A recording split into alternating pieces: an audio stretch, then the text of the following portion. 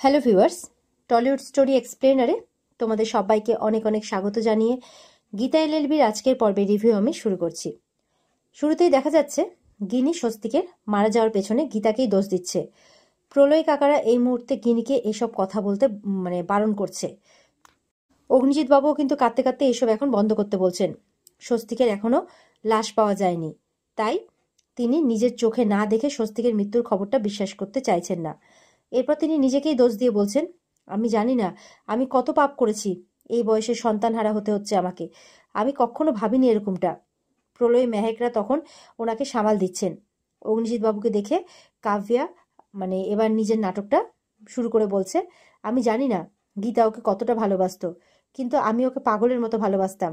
আজকে আমার সব শেষ হয়ে গেল। পদ্ম তখন কাব্যাকে বলছে, থামো, তুমি আর না ন্যাকামো করো না। যে লোকটা মারা গেছে তার স্ত্রী এখানে দাঁড়িয়ে আছে, তাই তুমি আর নাটক করো না। এলিন গীতাকে এবার বলছে, দাদার পরলৌকিক কাজটা তো এবার করতে হবে। গীতা বলে, আগে এটা প্রমাণ তো হোক যে সে মারা গেছে। গীতা এখনো কিন্তু বিশ্বাস করছে না যে স্বস্তিক মারা গেছে। গিনি তখন গীতাকে দেখিয়ে বলছে যে স্বার্থপর মেয়ে একটা, বাড়ির সবাই কাঁদছে কিন্তু ওর চোখে কোনো জল নেই। আজ একটা আজ বিষ্ণুদেবের সাথে ওর অবৈধ সম্পর্কের জেরেই স্বস্তিকের এই খুনটা হয়েছে। এই বলে সে স্বস্তিকের মৃত্যুর পেছনে বিষ্ণুদেবকেই দায়ী করছে। অগ্নিজিৎ বাবু আবারও বলছে, আমার ছেলেটা মারা গেছে, তাই এইসব আলোচনা এখন বন্ধ করা হোক। আমি ঘৃণা বোধ করছি। বন্নি বলছে যে বড়দা, আপনি যদি সত্যি ঘৃণা বোধ করে থাকেন তাহলে গীতাকে এই মুহূর্তে বের করে দিন। গীতা তখন বন্নিকে বলছে, আমাকে বাড়ি থেকে বের করে দিলেই কি সমস্যার সমাধান হয়ে যাবে? একবার ভেবে দেখুন তো, একটা ছেলে মিষ্টি আনতে বাড়ির বাইরে গেল, এখান থেকে মিষ্টির দোকান 5 মিনিট আর সেখান থেকে বাড়ি 10 মিনিট, আর সেই সময়ে তাকে ব্লক করা হলো আর শ্যুট করা হলো। গিনি জিজ্ঞাসা করছে গীতাকে, এতে কি প্রমাণ হলো?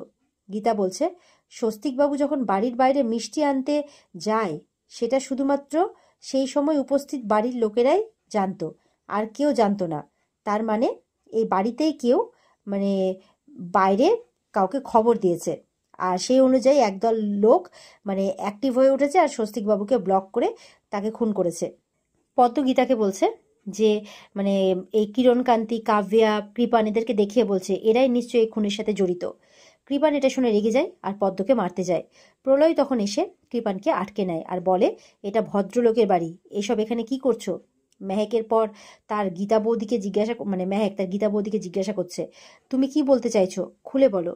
গীতা বলছে, এই বাড়ির কেউ স্বস্তিকবাবুর উপরে অনেকদিন ধরে নজর রাখছিল। সে কখন বাইরে বেরোচ্ছে, কখন বাড়ি ঢুকছে, সব কিছু। আর যেই সে বাইরে বেরিয়েছে তাকে খুন করে দিয়েছে। গিনি এরপর গীতাকে দোষ দিয়ে বলছে, খুনটা করেছে বিষ্ণুদেব, তাও আবার তোর জন্য। এইভাবে বলছে, তোর সন্তান যত বড় হবে তাকে তুই কি জবাব দিবি? গিনি বলছে কথাগুলো আর কি গীতাকে।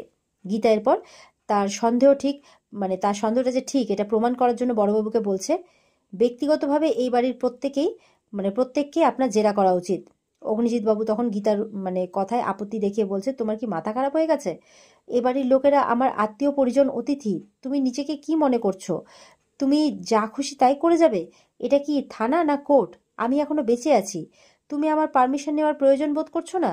এই বলে তিনি বড়বাবুকে বলছেন যে এখানে কোনো জেরা হবে না, আপনি চলে যান এখান থেকে, চলে যান আপনি, বড়বাবুকে বলছে।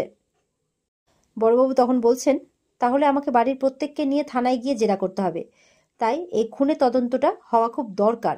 কাভিয়া বলছে, হ্যাঁ, তদন্ত হওয়াটা প্রয়োজন, আমি চাই তদন্ত হোক আর স্বস্তিকের খুনের দোষীরা শাস্তি পাক। আর পদ্ম এসব কি বলছে? পদ্ম বলছে, আমি জানি তোমার এই কান্না, চোখের জল নকল, তুমি কুমিরের কান্না কাঁদছ।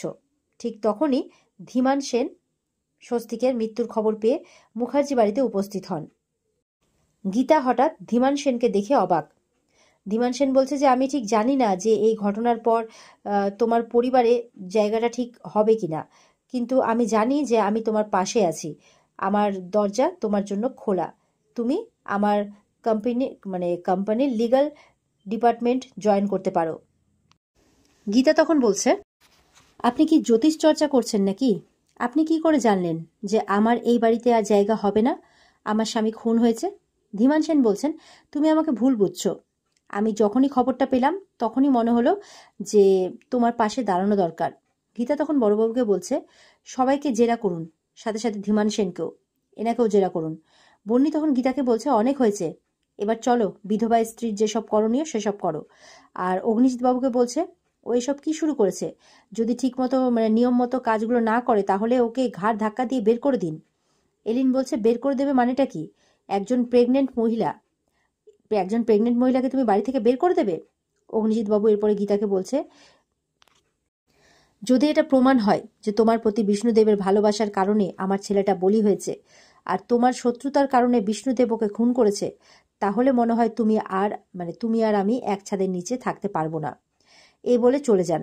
এটা শুনে ধীমান সেন গীতার প্রতি আরও একবার সহানুভূতি দেখানোর চেষ্টা করলে গীতা আবারও তার প্রস্তাবে আপত্তি দেখায়। আর এরপর গীতা বড়বাবুকে বলছে, এখানে জেরা করলে যখন সবার আপত্তি আছে, তখন থানায় যখন সবাইকে নিয়ে গিয়ে জেরা করবেন তখন সেখানে আমাকে উপস্থিত থাকার অনুমতি দিয়ে দেবেন। বড়বাবু গীতাকে জানান, ইউ আর অলওয়েজ ওয়েলকাম। এরপর গীতা নিজের ঘরে চলে যায় আর সেখানে গিয়ে স্বস্তিকের কথা ভাবতে ভাবতে কাঁদতে থাকে।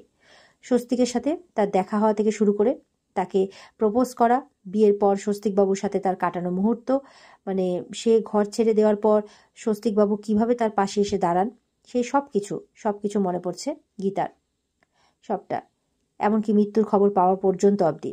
এরপর হাউমাউ করে কাঁদতে শুরু করে গীতা। এরপর প্রতিজ্ঞা নেয়, স্বস্তিকবাবুকে যে বা যারা মেরেছে তাদের সে খুঁজে বের করবে, তা সিঁদুরের দিব্যি করে বলে। আর এখানেই কিন্তু আজকের পর্ব শেষ হয়ে যায়। তো বন্ধুরা, এই ছিল আজকের পর্বের রিভিউ। যদি ভালো লেগে থাকে তাহলে কমেন্টে জানাবে, আর আমাদের সাথে জুড়তে আমাদের চ্যানেলকে সাবস্ক্রাইব অবশ্যই করবে। দেখা হবে তোমাদের সাথে আগামীকালকে নতুন পর্বের রিভিউ নিয়ে। ততক্ষণ সবাই ভালো থাকবে। টাটা।